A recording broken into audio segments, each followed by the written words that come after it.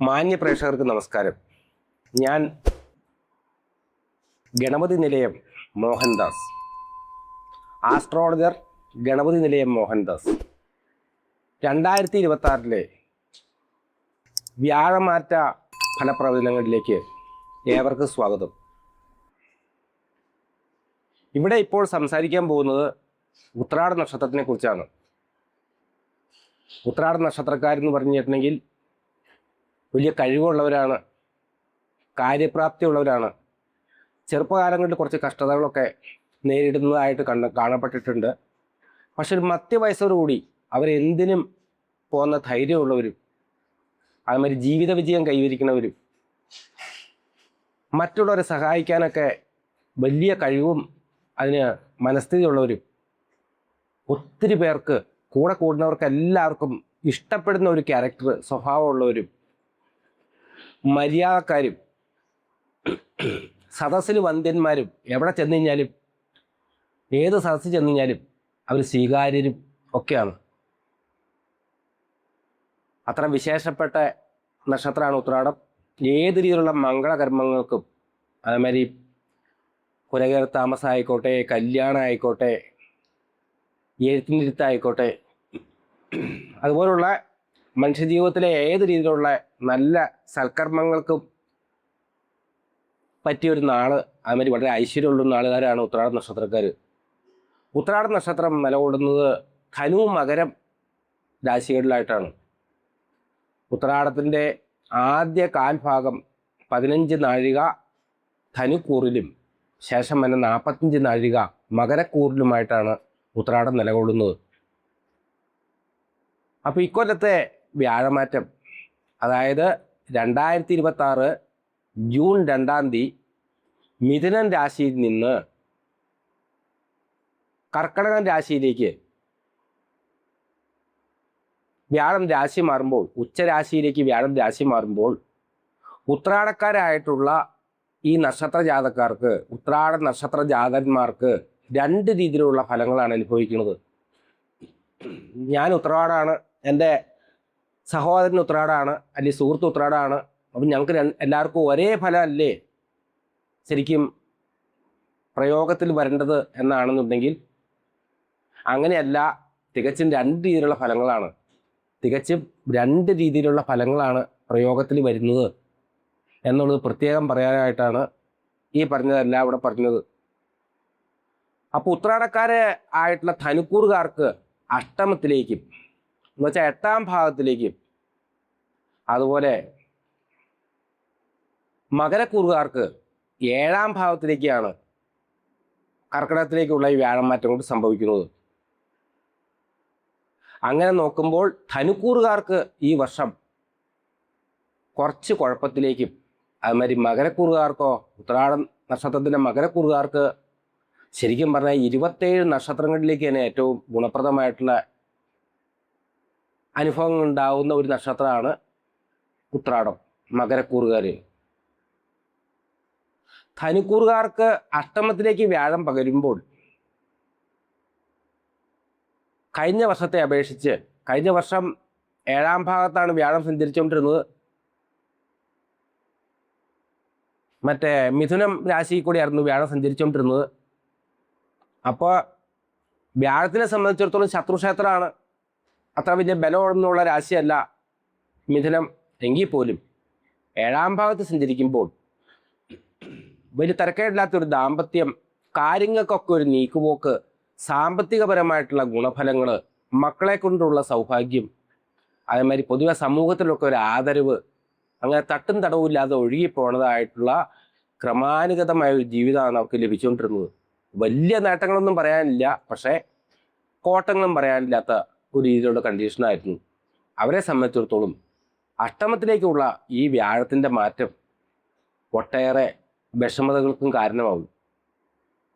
8ാം ഭാഗം എന്ന് വെച്ചിട്ടുണ്ടെങ്കിൽ എല്ലാ ഗ്രഹങ്ങൾക്കും അനിഷ്ടസ്ഥാനമാണ്. പ്രത്യേകിച്ച് വ്യാഴത്തിന്, വ്യാഴത്തിൻ്റെ ദുസ്ഥാനങ്ങൾ എന്ന് പറഞ്ഞ വിഭാഗത്തിൽ 6, 8, 12 ഇങ്ങനെ 3 പൊസിഷനുകൾ ദുസ്ഥാനങ്ങൾ എന്നാണ് പറയുന്നത്.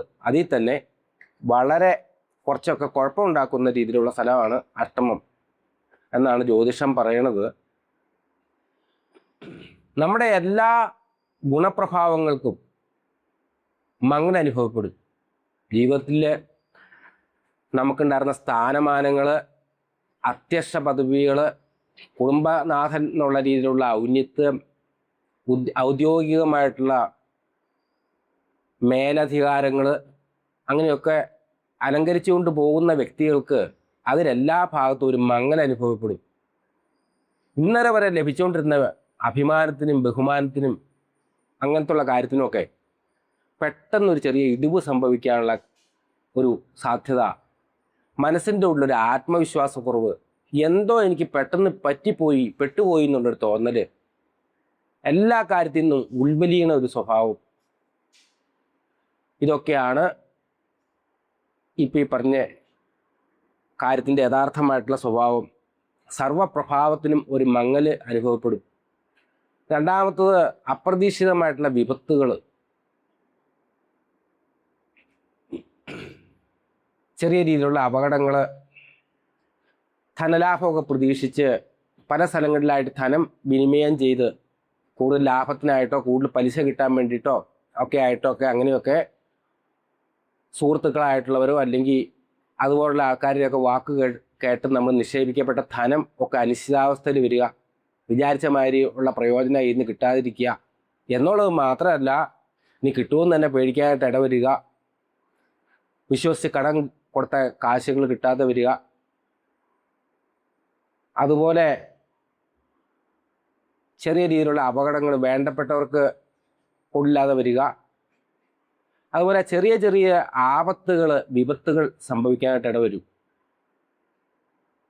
മൂന്നാമത് പറയുന്നതെന്ന് വെച്ചിട്ടുണ്ടെങ്കിൽ വിഫലം എന്നാണ് പറയുന്നത്. വിഫലം എന്ന് വെച്ചാൽ എല്ലാ ഫലം എന്ന് വെച്ച് കഴിഞ്ഞാൽ എന്താ, യഥാർത്ഥമായിട്ടുള്ള കാര്യസാധ്യമാണ് ഫലം എന്നുണ്ടെങ്കിൽ മൊത്തത്തിൽ കാര്യങ്ങൾ ചിന്തിച്ച് നോക്കുമ്പോൾ നമ്മൾ ഉദ്ദേശിച്ച രീതിയിലുള്ള ഫലം കിട്ടിയില്ല എന്ന് മാത്രമല്ല, അത് വിഫലമായി പോവുക.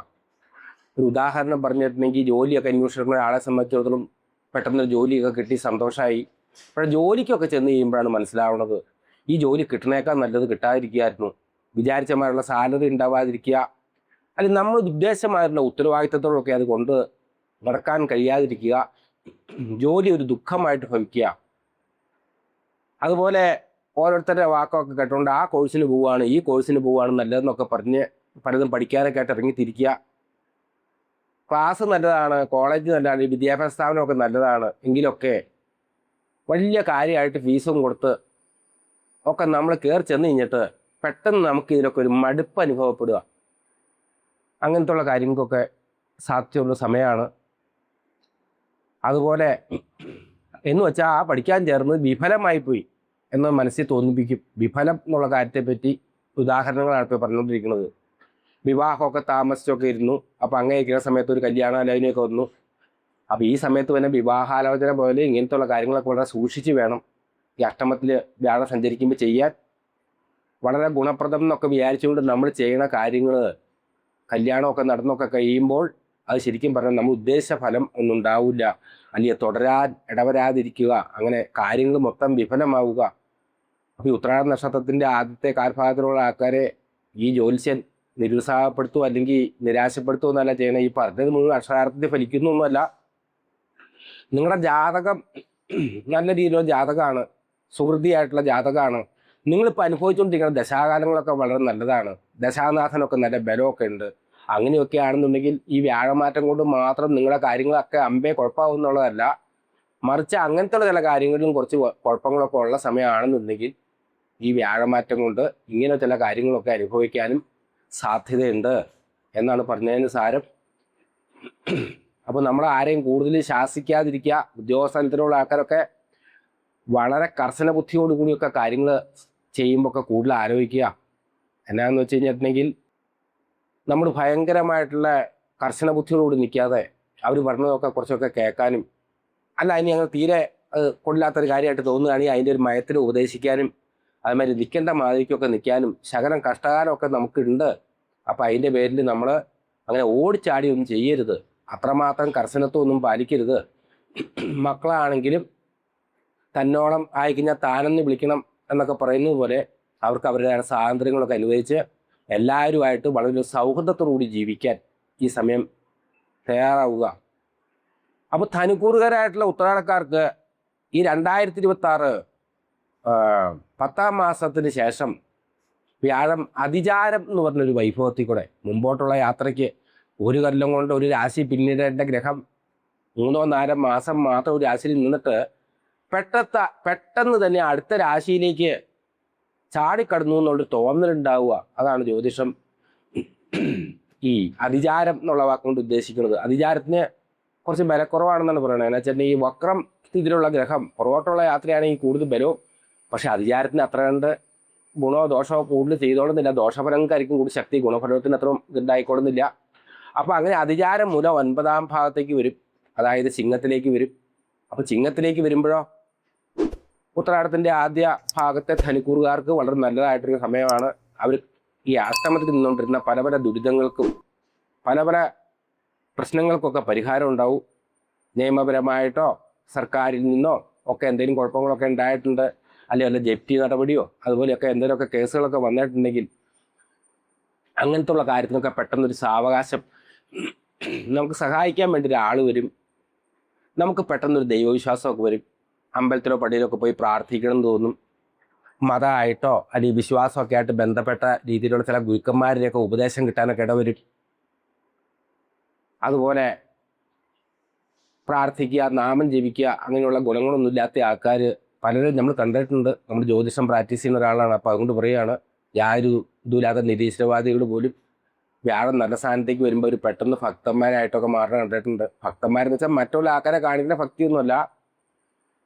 സൂത്രത്തിൽ ക്ഷേത്ര ദർശനം നടത്തുക, വീട്ടിൽ കുറച്ച് നേരം ഇതുപോലെയുള്ള പ്രാർത്ഥനാദി കാര്യങ്ങൾക്ക് വിനിയോഗിക്കുക, പെട്ടെന്ന് പോയി യോഗ ക്ലാസ്സിൽ പോയി ചേരുക, അതേമാതിരി പ്രാണായാമം പഠിക്കുക, ഗീതാ ക്ലാസ്സുകൾ പോലെയൊക്കെ നടക്കുന്ന സ്ഥലങ്ങളിൽ പോവുക, ആധ്യാത്മിക പ്രഭാഷണങ്ങളൊക്കെ യൂട്യൂബിൽ നിന്ന് കേൾക്കുക.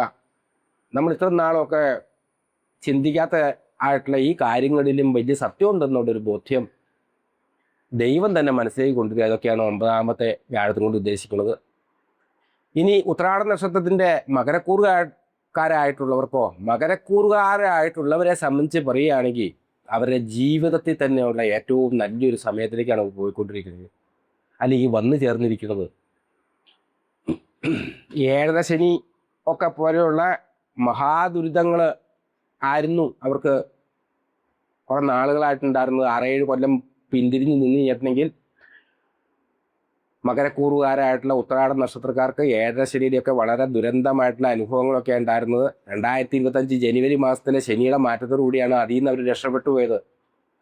കുടുംബ ഛിദ്രങ്ങൾ മുതൽ തൊഴിൽ പ്രശ്നങ്ങൾ, ദാമ്പത്യ പ്രശ്നങ്ങൾ മുതൽ വലിയ കടത്തി ചെന്ന് പെട്ടവർ ഒത്തിരി പേര് അങ്ങനെയൊക്കെ ആയിട്ട് മനുഷ്യൻ്റെ ജീവിതത്തിൽ തന്നെ ഏറ്റവും വലിയ കഷ്ടാവസ്ഥയായിരുന്നു ഉത്രാട നക്ഷത്രക്കാരും മകരക്കൂറുകാർക്ക്.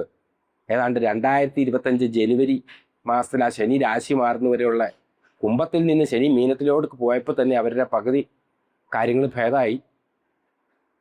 അങ്ങനെ വന്നു കഴിഞ്ഞപ്പോഴത്തേക്കും പിന്നെയും സംഭവിച്ചതെന്ന് വെച്ചാൽ വ്യാഴം 6-ാം ഭാഗത്തേക്ക് പോയി. ശനി ഒന്ന് ഒഴിഞ്ഞപ്പോഴത്തേക്കും വ്യാഴം 6-ാം ഭാഗത്തേക്ക് പോയി.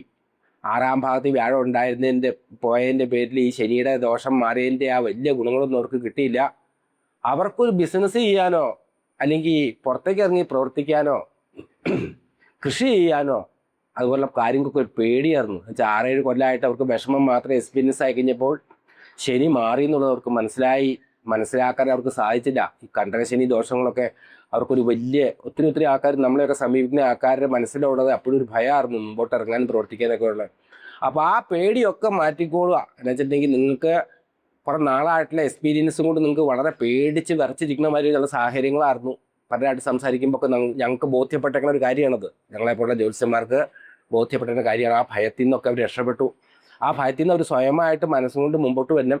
എന്താ കാര്യം എന്ന് വെച്ചാൽ നിങ്ങൾക്ക് ഇപ്പം കിട്ടിയേക്കുന്ന ഒരു സമയം എന്ന് വെച്ച് കഴിഞ്ഞിട്ടുണ്ടെങ്കിൽ 7-ാം ഭാഗത്തേക്ക് ഉച്ചരാശിയായിട്ടുള്ള കർക്കിടകത്തിലേക്ക് വ്യാഴം മാറുമ്പോൾ നിങ്ങളുടെ പുതിയ വഴികൾ തുറക്കും. നിങ്ങളുടെ മനസ്സിലേക്ക് വളരെ വലിയ ഐഡിയോളജികൾ വരും. പല രീതിയിൽ സ്റ്റക്കായിട്ട് ഇനി എനിക്ക് ഒന്നും ചെയ്യാൻ പറ്റില്ല എന്നുള്ള രീതിയിൽ അങ്ങനെ കെട്ടിക്കിടന്നുകൊണ്ടിരുന്ന മനസ്സിൻ്റെ ആ ഒഴുക്ക് പൊളിച്ചുവിട്ട വെള്ളം പോലെ മുമ്പോട്ട് ഒഴുകാൻ തുടങ്ങും. എല്ലാ സ്റ്റക്നെസ്സും പോവും. നിങ്ങളുടെ മുമ്പിലേക്ക് പല ഓപ്പർച്യൂണിറ്റികൾ വരും. നിങ്ങളുടെ ജീവിത ബാന്ധാവിൽ പുതിയ കാര്യങ്ങൾ വരും. വലിയ വലിയ ഐഡിയോളജികൾ വരും, നല്ല ഉപദേശകരായിട്ടുള്ള ഗുരുക്കന്മാരെ ലഭിക്കും. ബിസിനസ്സിനാണെങ്കിലും ബാക്കിയുള്ള എന്ത് കാര്യത്തിനാണെന്നുണ്ടെങ്കിലും പുതിയ ഐഡിയോളജിയും അതുപോലെ തന്നെ ചെയ്താൽ അത് വളരെ ഫലവത്താവുകയും ചെയ്യും. അതുകൊണ്ട് ധൈര്യമായിട്ട് മുമ്പോട്ട് വരിക. അതുമാതിരി വിവാഹ സംബന്ധമായിട്ടുള്ള വിഷയം വലിയൊരു വിഷയമായിരുന്നു. ഒത്തിരി പേര് കല്യാണം കഴിക്കാത്ത, കല്യാണം തീരുമാനിക്കപ്പെടാത്ത ആൾക്കാർ ഒത്തിരി പേര് ഉത്രാട നക്ഷത്രത്തിൽ ഈ ഏഴശനി ഒക്കെ അനുഭവിച്ച് നടക്കേണ്ടായിരുന്നു. അപ്പോൾ അവരെ സംബന്ധിച്ച് ആണിനാണെങ്കിലും പെണ്ണാണെങ്കിലും ഈ വർഷം പെട്ടെന്ന് കുറേ കല്യാണം ഉത്രാട നക്ഷത്രക്കാർക്ക് നടക്കും. കല്യാണം നടക്കുകയാണെങ്കിലോ അതും ഞാൻ പറയാം, എന്താണെന്ന് വെച്ചാൽ വളരെ നല്ല രീതിയിലുള്ള ബന്ധങ്ങളായിരിക്കും വരുന്നത്. കഷ്ടകാലത്തൊക്കെ നടക്കുന്ന കല്യാണത്തിൻ്റെ അധികം കുഴപ്പം എന്താണെന്ന് വെച്ചിട്ടുണ്ടെങ്കിൽ വന്നു ചേരുന്ന ആൾക്കാരും അതുപോലെയൊക്കെ ആയിരിക്കും. നമ്മുടെ ജന്മങ്ങൾ, പല ജന്മങ്ങൾ പിന്നിട്ടാണ് നമുക്ക് മനുഷ്യജന്മം കിട്ടിയേക്കുന്നത്. മനുഷ്യജന്മം കിട്ടിയതിന് ശേഷവും പല ജന്മങ്ങൾ കിട്ടിയിട്ടുണ്ട്. പലരെയും ഭാര്യയും ഭർത്താവും ഒക്കെ ആയിട്ട് കഴിഞ്ഞ ജന്മങ്ങളിൽ വന്നിട്ടുണ്ട്. ജ്യോതിഷം എന്ന് പറയുന്നത് ഒരു ജന്മാന്തര യാത്രയുടെ കഥയാണ്. ആ കഥയാണ് ജ്യോതിഷം നിങ്ങളുടെ മുമ്പിലേക്ക് വെക്കുന്നത്. നിങ്ങൾ ഈ ഇപ്പോൾ ഉള്ളവരായിട്ടിരിക്കുന്ന ആൾക്കാർ ഇതിനു മുമ്പ് പല കഥകളിൽ കൂടെ നടന്നേ പോകുന്നവരാണ്, പല രീതിയിലുള്ള ജീവിതം ജീവിച്ച് പോകുന്നവരാണ്. അങ്ങനെ ആണ് നിങ്ങൾ ഈ ജന്മത്തിനെ ഏർപ്പെട്ടേക്കുന്നത്. അപ്പോൾ ഈ ജന്മത്തിനെ കുറച്ചുകൂടെ നന്നാക്കിയെടുത്ത് അറിയേണ്ട കാര്യങ്ങളൊക്കെ അറിയിച്ച് അതിൽ നിന്നുള്ള കഴിഞ്ഞ ജന്മത്തിൻ്റെതായിട്ടുള്ള ഡ്രോമയും നെഗറ്റീവും ഒക്കെ ഒഴിവാക്കി പുതിയതായിട്ടുള്ള ഒരു പാന്താവ് ഉണ്ടാക്കി തരിക എന്നുള്ളതാണ് ജ്യോതിഷം എന്നുള്ള ശാസ്ത്രത്തിൻ്റെ തന്നെ ഉദ്ദേശം. അപ്പോൾ കഷ്ടകാലത്താണ് നിങ്ങളുടെ കല്യാണമൊക്കെ നടക്കണമെന്നുണ്ടെങ്കിൽ നിങ്ങളുടെ കഴിഞ്ഞ ദശകളിലെ കഷ്ടകാല സമയങ്ങളിൽ നിങ്ങളുടെ പങ്കാളികളൊക്കെ ആയിരുന്ന ആൾക്കാരായിരിക്കും ചിലപ്പോൾ നിങ്ങളുടെ അടുത്തേക്ക് കയറി വരുന്നത്. ആ സമയത്ത് നല്ല സമയത്താണ് നിങ്ങളുടെ വിവാഹം പോലുള്ള കാര്യങ്ങൾ നടക്കണമെന്നുണ്ടെങ്കിലോ കഴിഞ്ഞ ജന്മങ്ങളിലെ നല്ല ദശകളിലെ നല്ലവരായിട്ടുള്ള വ്യക്തികൾ തന്നെ നിങ്ങൾക്ക് വന്ന് ചേരാൻ ഇട വരും. അങ്ങനെ ഈ ജന്മം നിങ്ങൾക്ക് ഇതായിട്ട് വരും, സാർത്ഥകമാകും. അപ്പോൾ ചില പിള്ളേരൊക്കെ പറയും കല്യാണം, ജോലി കിട്ടിയിട്ട് കല്യാണം കഴിച്ചാൽ മതി എന്നൊക്കെ പറഞ്ഞ് വാശി പിടിക്കുന്ന ആൾക്കാരൊക്കെ ഉണ്ട്. അപ്പം നല്ല കേസുകളൊക്കെ വരികയാണെങ്കിൽ നിങ്ങൾ അങ്ങനെ വാശി പിടിച്ചിരിക്കരുത്. കല്യാണം കഴിഞ്ഞു വെച്ചുകൊണ്ട് ഇന്നത്തെ കാലത്ത് പഠിക്കുന്നതിനും തടസ്സമൊന്നുമില്ല. നിങ്ങൾക്ക് വിദ്യാഭ്യാസം ചെയ്യുമോ, ജോലി കിട്ടിക്കഴിഞ്ഞാൽ പോവുകയൊക്കെ ചെയ്യാം. 7ാം ഭാവത്ത് വ്യാഴം ഈ വരുന്ന സമയത്ത് ജോലിയേക്കാളൊക്കെ കൂടുതലായിട്ട് നിങ്ങൾക്ക് കൂടുതൽ സാർത്ഥകമായിട്ട് വരാൻ പോണ ഒരു വിഷയം തന്നെ ശുഭവിവാഹം എന്നുള്ളതാണ്. ശുഭവിവാഹം. അപ്പം അതിൻ്റെ പേരിൽ അച്ഛനും അമ്മയൊക്കെ കൂടി ഒരു കല്യാണമൊക്കെ ആലോചിച്ച് വരുമ്പോൾ ജോലി കിട്ടിയിട്ടേ ഞാൻ കല്യാണം കഴിക്കുമെന്നൊക്കെ വാശി പിടിക്കണ ഉത്രാടം നക്ഷത്രക്കാരും മകരക്കൂറുകാരുണ്ടെങ്കിൽ ഒരു മനസ്സിലാക്കുക, ഇപ്പം നിങ്ങൾക്ക് ജോലി കിട്ടുന്നേക്കാൾ കൂടുതൽ ദൈവാനുഗ്രഹങ്ങൾ നടക്കുന്നത് നല്ല രീതിയിലുള്ള കല്യാണമൊക്കെയാണ്. അപ്പോൾ അങ്ങനത്തെയുള്ള കാര്യത്തിനൊക്കെ ആയിട്ട് കാരണവന്മാരായിട്ട് സമ്മതിക്കുക, അങ്ങനെയൊക്കെ ഏറ്റെടുക്കുക. അപ്പോൾ നല്ല ഐഡിയോളജികൾ വരും, പുതിയ ഫ്രണ്ട്ഷിപ്പുകൾ വരും. അതേമാതിരി പ്രേമബന്ധങ്ങളിലൊക്കെ പെട്ട് വർഷങ്ങളായിട്ട് പ്രേമിച്ചുകൊണ്ടിരുന്ന ആൾക്കാരൊക്കെ വളരെ നിസ്സാരമായിട്ടുള്ള കാര്യം കൊണ്ടൊക്കെ, തെറ്റിദ്ധാരണയും കൊണ്ടൊക്കെ, പരസ്പരം തുറന്നു പറയാത്തതിൻ്റെ കാരണങ്ങൾ കൊണ്ടൊക്കെ മാത്രം രണ്ടുപേരും രണ്ടറ്റത്തൊക്കെ ആയിട്ട് കിടന്ന് ഇങ്ങനെ നീറിക്കൊണ്ടിരിക്കുന്ന ആൾക്കാരുണ്ടെങ്കിൽ, പ്രണയ വിഷമത്തിനൊക്കെ പെട്ടെങ്കിൽ ആൾക്കാരുണ്ടെങ്കിൽ അവരോട് പ്രത്യേകം പറയുന്നു, ഉത്രാടം നക്ഷത്രക്കാരും മകരക്കൂറുകാരാണ് നിങ്ങളെന്നുണ്ടെങ്കിൽ ഓട്ടോമാറ്റിക്കലി ആരെങ്കിലുമൊക്കെ ഒരാൾ ഒരു മധ്യസ്ഥനായിട്ട് വന്നോ, അല്ലെങ്കിൽ യൂണിവേഴ്സ് തന്നെ വിചാരിച്ചുകൊണ്ട്, ദൈവം തന്നെ വിചാരിച്ചുകൊണ്ട് നിങ്ങളുടെ പ്രണയബന്ധങ്ങളൊക്കെ വളരെയധികം സഫലീകരിക്കും. റിലേഷൻഷിപ്പിലുള്ള സർവ്വത്ര രീതിയിലുള്ള കുഴപ്പങ്ങളും എല്ലാം മാറും. ഇനി വരാൻ പോണതോ, ഇനി ശേഷം വരാൻ പോണതോ 2026 10ാം മാസം കഴിയുമ്പോഴത്തേക്കും വ്യാഴം അതിചാരം എന്ന് പറഞ്ഞൊരു പ്രയാണം മുഖേന ചിങ്ങത്തിലേക്ക് വരും. അപ്പോൾ 7ാം ഭാഗത്തേക്കാണ് വ്യാഴം 8ലേക്ക് വരും. വ്യാഴം അഷ്ടമത്തിലേക്ക് വരുന്നതിൻ്റെ കഥ ഞാൻ ഇപ്പോൾ കുറച്ച് നേരം മുമ്പ് പറഞ്ഞോളൂ. അതുപോലുള്ള കുറച്ച് പ്രശ്നങ്ങളൊക്കെ നിങ്ങളുടെ ജീവിതത്തിലും വരും. പക്ഷേ 7ാം ഭാഗത്ത് ഉച്ചനായിട്ടിരിക്കുന്ന വ്യാഴം 8ലേക്ക് വന്നപ്പോഴത്തേക്കും ലോകം അവസാനിക്കുകയൊന്നും ചെയ്യില്ല. ചെറിയ ചില മാറ്റങ്ങളൊക്കെ അത്ര ഗുണകരമല്ലാത്തത് സംഭവിക്കും. അപ്പോൾ അങ്ങനെ അതോടുകൂടി ഒന്ന് കരുതിയിരിക്കണം. വ്യാഴം 7ാം ഭാഗത്ത് ഒരു കൊല്ലം മുഴുവൻ നിൽക്കുകയല്ല എന്ന് സാരം, അഷ്ടമത്തിലേക്ക് പോവും. 10ാം മാസം മുതൽ 2027 ജനുവരി അവസാനം വരെ 8ൽ നിൽക്കും. അപ്പോൾ ആ സമയത്ത് പണസംബന്ധമായിട്ടുള്ള ഇടപാടുകൾ, ലോൺ എടുക്കൽ, കടം കൊടുക്കൽ, കടം മേടിക്കൽ, ഓടിച്ചാടി എന്തെങ്കിലും രീതിയിലുള്ള കച്ചവടത്തിനൊക്കെ കൊടുന്ന് കാശ് ഇടൽ, പെട്ടെന്ന് ഉണ്ടാവുന്ന ബന്ധം പെട്ടെന്ന് ഒരു റിലേഷൻഷിപ്പ് വന്ന് ഞാൻ പെട്ടെന്ന് കല്യാണത്തിലേക്കുള്ള മാറലുകൾ, ആരെങ്കിലുമൊക്കെ പറഞ്ഞ കേട്ടുകൊണ്ട് ചാടി കയറി ഏതെങ്കിലും കോഴ്സിന് ചേരല്, അങ്ങനത്തുള്ള കാര്യങ്ങളൊക്കെ ഈ ചിങ്ങം മുതൽ ജനുവരി 10ാം മാസം മുതൽ ജനുവരി അവസാനം വരെയുള്ള ഘട്ടം അങ്ങനത്തുള്ള കാര്യങ്ങളൊക്കെ ചെയ്യുമ്പോൾ വളരെ ആലോചിച്ചും കണ്ടും മാത്രമേ ചെയ്യാവുള്ളൂ. അപ്പോൾ ഈ വ്യാഴത്തിന് എന്താണ് പരിഹാരം? വ്യാഴം നല്ല സ്ഥാനത്താണെങ്കിലും ചീത്ത സ്ഥാനത്താണെങ്കിലും, അപ്പോൾ ആദ്യം പറഞ്ഞ ധനു മകരം 2 കൂറുകളുണ്ടെന്ന് പറഞ്ഞു. അങ്ങനെ മോശസ്ഥാനത്തേക്ക് വ്യാഴം അഷ്ടമത്തിലേക്കൊക്കെ വന്നവരെ സംബന്ധിച്ച് പറയുകയാണെന്നുണ്ടെങ്കിൽ വ്യാഴം തികച്ചും ഒരു ആധ്യാത്മിക ഗ്രഹമാണ്, ദൈവികമായ ഗ്രഹമാണ്, ദൈവം തന്നെയാണ്. സ്വർഗത്തിൽ നിന്ന് തുറക്കുന്നതായിട്ടുള്ള ജനലാണ്, സ്വർഗത്തിലേക്ക് തുറക്കുന്നതായിട്ടുള്ള വാതിലാണ്, സ്വർഗത്തിൽ നിന്ന് നമ്മളെ തേടി വരുന്ന ദൈവദൂതനാണ്, ദേവഗുരു ബൃഹസ്പതിയാണ്, കുറച്ചുകൂടെ കൂട്ടി പറഞ്ഞാൽ സാക്ഷാൽ മഹാവിഷ്ണുവാണ്, ഐശ്വര്യത്തിൻ്റെ കാരകനാണ്, ധനത്തിൻ്റെ കാരകനാണ്, പുത്രൻ്റെ കാരകനാണ്. വ്യാഴം നരസ്ഥാനത്തേക്ക് വരുമ്പോൾ മക്കളൊന്നും ഇല്ലാതെ ചികിത്സയും കാര്യങ്ങളൊക്കെ ആയിട്ട് നിൽക്കുന്ന ആൾക്കാർക്ക് അത് ഞാൻ പ്രത്യേകിച്ച് എടുത്തു പറയേണ്ട ഒരു കാര്യമാണ്. അത് ഇപ്പോഴാണ് പറയുന്നത്. എന്നാന്ന് വെച്ചാൽ അങ്ങനെ മക്കളുണ്ടാവും, കല്യാണം കഴിച്ചിട്ട് ഒത്തിരി ആളായിട്ട് മക്കളൊന്നും ഇല്ലാതിരിക്കുന്ന ആൾക്കാർക്ക് പെട്ടെന്ന് സന്താന ഭാഗ്യം ഉണ്ടാവേണ്ട സമയമാണ്. അതുപോലെ മക്കൾ ഗുണമില്ലാത്തവരായിട്ടൊക്കെ നടക്കണം എന്നുള്ള കംപ്ലൈൻ്റുള്ള മാതാപിതാക്കൾ ഉണ്ടെങ്കിൽ അവരെ സംബന്ധിച്ചോളം പറയുകയാണെങ്കിൽ ഇപ്പം നിങ്ങളുടെ മക്കൾ നല്ല സ്ഥാനത്തേക്കൊക്കെ നിങ്ങൾ പറഞ്ഞതൊക്കെ കേൾക്കാനൊക്കെ ആയിട്ട്, എന്ത് പറഞ്ഞാൽ കേൾക്കുമല്ല, നിങ്ങൾ പറഞ്ഞാൽ യുക്തിപരമായിട്ടുള്ള കാര്യങ്ങളൊക്കെ കേൾക്കാനും അനുസരിക്കാനും നിങ്ങൾക്ക് ഗുണപ്രദമാവാനൊക്കെ വളരെ നല്ലതാണ്. എന്താണെന്ന് വെച്ചാൽ വ്യാഴം സന്താനകാരകനാണ്. അപ്പോൾ വ്യാഴം ഗുണമായിട്ടുള്ളവരും ദോഷമായിട്ടുള്ളവർ ദോഷ പരിഹാരത്തിന് വേണ്ടിയിട്ടും ഗുണമായിട്ടുള്ളവർ ഇത്രയും വലിയൊരു സൗഭാഗ്യം വരുമ്പോൾ, ഇത്രയും വലിയൊരു സംഭവം നമ്മുടെ ലൈഫിലേക്ക് വരുമ്പോൾ അതിനെ വളരെ ആത്മാർത്ഥമായിട്ട് സ്വീകരിക്കേണ്ടതായിട്ടുണ്ട്. അതിന് നിങ്ങൾ വിശ്വസിക്കുന്നതായിട്ടുള്ള മതത്തിൻ്റെയും ആ രീതിയിലൊക്കെ പോവാം. അങ്ങനെ ദൈവവിശ്വാസികളായിട്ട് ജീവിക്കുക, വളരെ ആത്മാർത്ഥമായിട്ട് പ്രാർത്ഥിക്കുന്നൊക്കെ പറഞ്ഞുവെങ്കിലും ജ്യോതിഷം പറയുന്നത് വിഷ്ണു ഭജനത്തെക്കുറിച്ചാണ്. വ്യാഴത്തിൻ്റെ ഏറ്റവും കൂടുതലുള്ള നല്ല ഫലങ്ങളൊക്കെ കിട്ടാൻ ഏറ്റവും നല്ലത് വിഷ്ണുവിനെ ഭജിക്കുക എന്നുള്ളതാണ്. വിഷ്ണു സഹസ്രനാമം, നാരായണീയം, ഭഗവത്ഗീത, ഇനി രാമായണം, കർക്കിടകമാസത്തിലെ പിന്നെ രാമായണം, അതുപോലെയൊക്കെയുള്ള വൈഷ്ണവമായിട്ടുള്ള അനുഭൂതികളെ തന്നതായിട്ടുള്ള ഗ്രന്ഥങ്ങൾ വായിക്കുക. ഏതെങ്കിലും സ്വസ്ഥമായിട്ട് സമയത്ത് ഒരു 20 മിനിറ്റെങ്കിലും നാരായണ മന്ത്രം ജപിക്കുന്നത് വളരെ നല്ലതാണ്. അതുമാതിരി ഹരേ രാമ രാമ രാമ ഹരേ ഹരേ, ഹരേ കൃഷ്ണ കൃഷ്ണ കൃഷ്ണ ഹരേ ഹരേ എന്ന് പറഞ്ഞതായിട്ടുള്ള താരാമന്ത്രം, ആ മന്ത്രം വളരെ ശക്തിമത്തായിട്ടുള്ള സംഭവമാണ്. വളരെയധികം പെട്ടെന്ന് സർവത്ര രീതിയിലുള്ള മനപ്രയാസങ്ങളെയും പ്രശ്നങ്ങളെയും തടസ്സങ്ങളെയും ഒക്കെ മാറ്റി പെട്ടെന്ന് നമ്മളെ മുമ്പോട്ട് കൊണ്ടുപോകുന്ന ഒരു മന്ത്രമാണ്. അങ്ങനത്തുള്ള ഇതൊക്കെ ജപിക്കുന്നത് നല്ലതാണ്. തൊട്ടടുത്തുള്ള ശ്രീകൃഷ്ണൻ്റെ അമ്പലം അല്ലെങ്കിൽ വിഷ്ണു ക്ഷേത്രം, നിങ്ങൾ വീണ്ടും തൊട്ടടുത്തുള്ള വിഷ്ണു ക്ഷേത്രത്തിൽ വ്യാഴാഴ്ച ദിവസം പോയി ഏറ്റവും കുറഞ്ഞൊരു നെയ്വിളക്കെങ്കിലും കത്തിച്ച് വയ്ക്കുന്നത് വളരെ നല്ലതാണ്.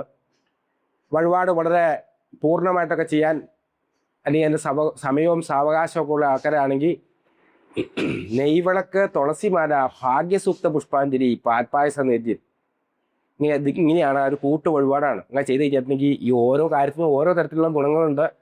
പൊതുവെ എന്ന് വെച്ചാൽ ഒരു ക്ഷേത്രത്തിൽ വിളക്ക്, മാലയും പുഷ്പാഞ്ജലി നേദ്യം നടത്തി കഴിഞ്ഞാൽ അന്നത്തെ ദിവസപൂജ നടത്തുന്നതിന് തുല്യമാണ്.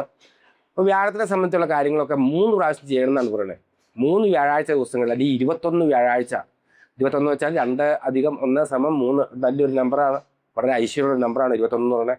അപ്പോൾ സാവകാശമുള്ളവരെ 21 ദിവസവും 21 വ്യാഴാഴ്ച ദിവസങ്ങളിൽ ഈ പറഞ്ഞ വഴിപാടൊക്കെ ചെയ്യുകയാണെങ്കിൽ പെട്ടെന്ന് അഷ്ടമ വ്യാഴവും മാറും, അല്ലെങ്കിൽ അതിൻ്റെ ദോഷങ്ങളൊക്കെ മാറി എല്ലാം അനുകൂലമാവും.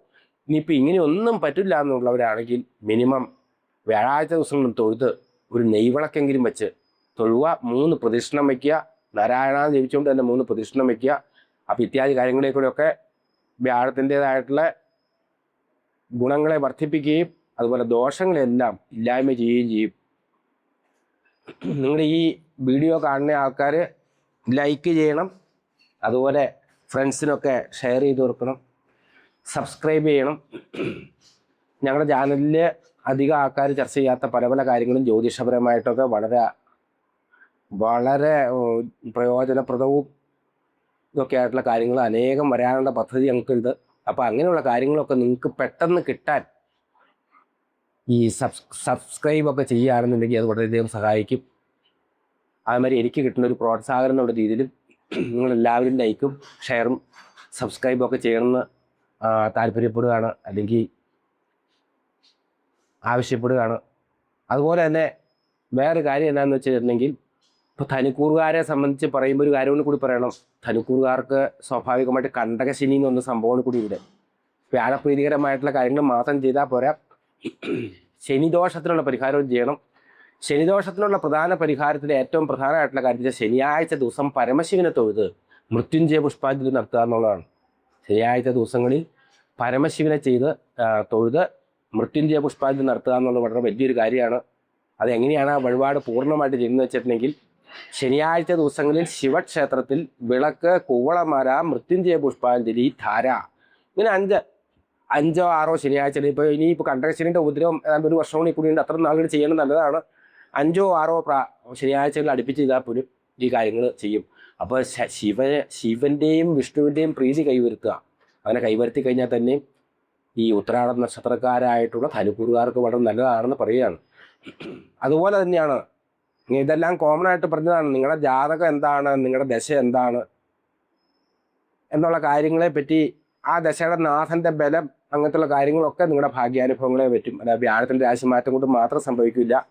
അപ്പോൾ അങ്ങനത്തെ ഉള്ള കാര്യങ്ങളൊക്കെ ചെയ്യാൻ നിങ്ങളുടെ സമീപത്തുള്ള നിങ്ങൾക്ക് വിശ്വാസമുള്ള ജ്യോത്സ്യനെ കൊണ്ട് ജാതക പരിശോധനയൊക്കെ നടത്തി, ആചാര്യനെ കൊണ്ട് ജാതക പരിശോധനയൊക്കെ നടത്തി അതിന് വേണ്ട പരിഹാരങ്ങളൊക്കെ ചെയ്യാനായിട്ട് വളരെ നല്ലതാണ്.